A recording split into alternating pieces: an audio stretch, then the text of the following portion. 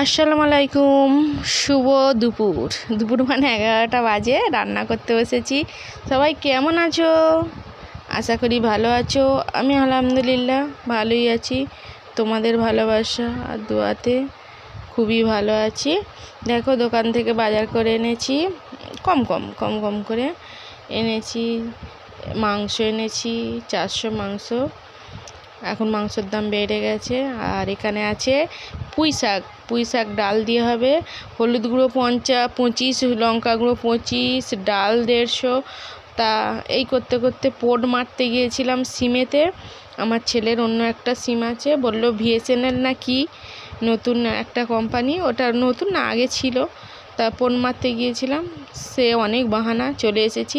তো তারই মধ্যে তোমাদের দুলাভাইকে বলে গিয়েছিলাম যে আলুটার মাংসটা ভাজো, চারিদিকে লবলেতুট হয়ে রয়েছে দেখতে পাচ্ছ। তাই এত ভেজেছে, মনে করেছে যে ওটাই তরকারি, বুঝতে পারে না, বলে পানি ঢেলে দেবো। আমি এসে দেখছি যে একদম ভেজে গেছে, এত তরকারি আর বেশি কষতে লাগে না। তাই এখানে আদা রসুন দিয়ে কষছি।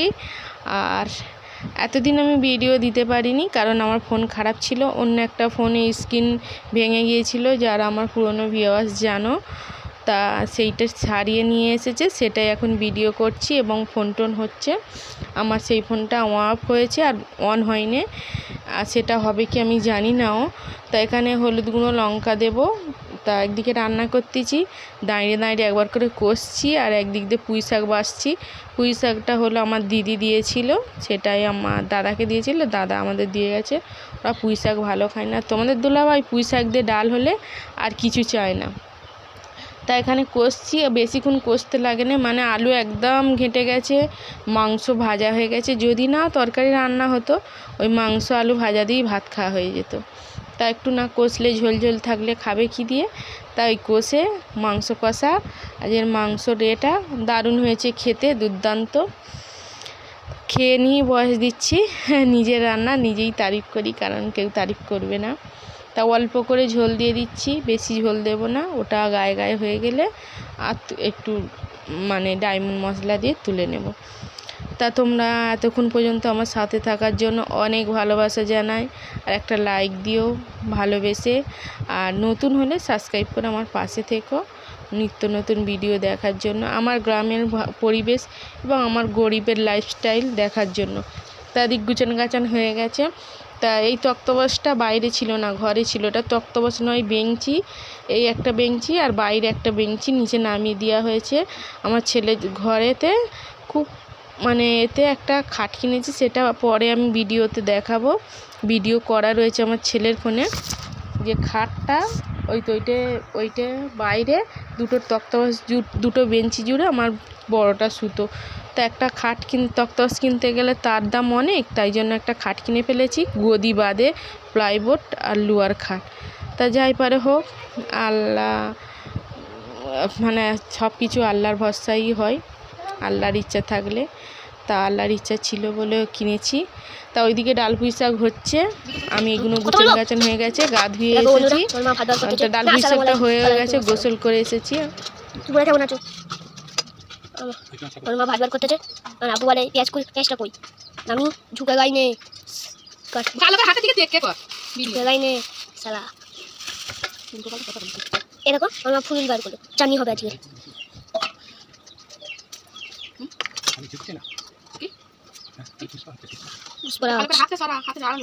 পুষ্পারাস ঝুঁকে গাই নে। আবু কি বকে বকে বলতেছে।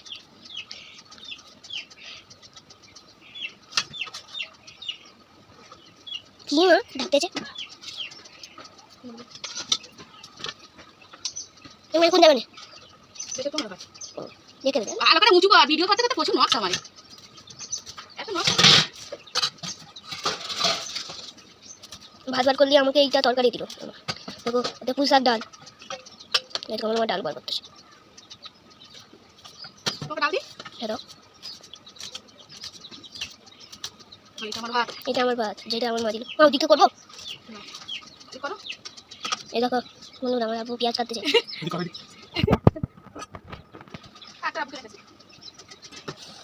বন্ধুরা ফোন টেনে টেনে টেনে টেনে তা এতক্ষণ ধরে তোমাদের সাকিবুল তোমাদের সঙ্গে বকেছে, আর এই তোমাদেরই সাকিবুল ভিডিও করছে, তোমাদের দুলাভাই ফুরুলি চাটনি করছে, সেটার ভিডিও করতেছে আর খুবই বকেছে।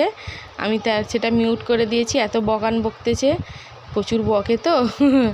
তা কিছুদিন ধরে ভিডিও দিতে পারছি না ফোন খারাপের জন্য, তোমাদের সঙ্গে যোগাযোগও হচ্ছে না, তোমাদের ভিডিও দেখতে পাচ্ছি না, খুবই খারাপ লাগছিল, কিন্তু কিছু করার নেই, ইচ্ছা থাকলেও উপায় থাকে না মাঝে মধ্যে।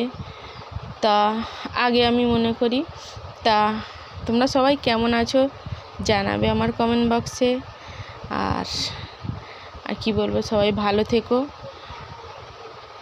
আমার ভিডিওগুলো যেভাবে আমার পাশে আছে ওইভাবে পাশে থেকো। আর দুপুরবেলা ওই তো মাংস রান্না হয়েছে আর ডাল পুঁইশাক হয়েছে। পুঁইশাক ডালটা হলে তোমাদের দুলাভাইয়ের আর কিছু লাগে না। আর এই ফুরুলিটা কালকেরে ফোন সারাতে গিয়ে এনেছিল, রাত 9টার সময় এনেছে, আর চাটনি হয়নি। তা তরকারিও করব বলে মনে ছিল না, ঠিক দুপুরের টাইমে মনে পড়ে গেছে, তাল ঠিক আছে মেখে ফেলি। তা তোমাদের দুলাভাইয়ের হাতের মাখাটা তো আমার সেই লাগে, মনে হয় খেয়েই ফেলি। তা ওনাকে বলি ঠিক আছে তুমি মাখো, তা কাউকে দিইনি, কাঁচা পেঁয়াজ আমার বড়টা খাইনি, আর আমি পেঁয়াজ খাই আবার ওষুধ খেয়ে ফেলি, এটাই হলো আমার জিন্দেগি। তা চলো, আমার লাইফস্টাইল তোমাদের কেমন লাগে কমেন্ট বক্সে জানাবে, হয়তো ভালো লাগে না। আর আমার ভিডিওগুলো কেমন ভিডিও তোমরা দেখতে চাও কমেন্ট বক্সে জানাবে। তা সবাই ভাত বার করে যে যার ঘরে ঢুকিয়ে দিয়েছি। এটা আমার ভাত, আমি এখন 2 পিস মাংস নিয়েছি আর আলু নিয়েছি। আমি ডাল খাই না, আবার ডাল দিয়ে পুঁইশাক দিয়ে মোটেই খাই না। তা আমার বড় ছেলের ঘরে এই খাটটা তোমাদের একটু দেখিয়ে দিই। আর এই তো এটা, আর ভাতটা ওর ঘরে বিছনের ওপরে রেখে চাপা দিয়েছি, পানি ঘরে রেখে দিয়ে ও এখন গোসল করতে গেছে, কখন আসে তাই বার করে চাপা চুপি দিয়ে রাখবো, ও এসে খেয়াবে, পানিটা রেখে দিয়েছি। তা কি আর বলবো, দোয়া করো আমার জন্য, আমার পরিবারের জন্য। হয়তো কথার মধ্যে ভুল ত্রুটি হতে পারে, ক্ষমা দৃষ্টিতে দেখবে, কারণ মানুষ মাত্রই ভুল হতেই পারে। তাই এখানে ভাত নিয়ে বসে পড়েছি, আমি ফুরুলি চাটনি নিয়েছি আর একটু ওই মাংসের তরকারি নিয়েছি। আর ডাল তো আমি খাই না, এটা অনেকেই জানে। তা এইটা কাজ, আমি ঘরের ভেতরে কাজ করছি। হ্যালো গাইস, 11 দুগুণে 22, লাইক করে লাইক করা দাও, লাইক করা দাও। তো আল্লাহ হাফেজ, সবাই ভালো থেকো।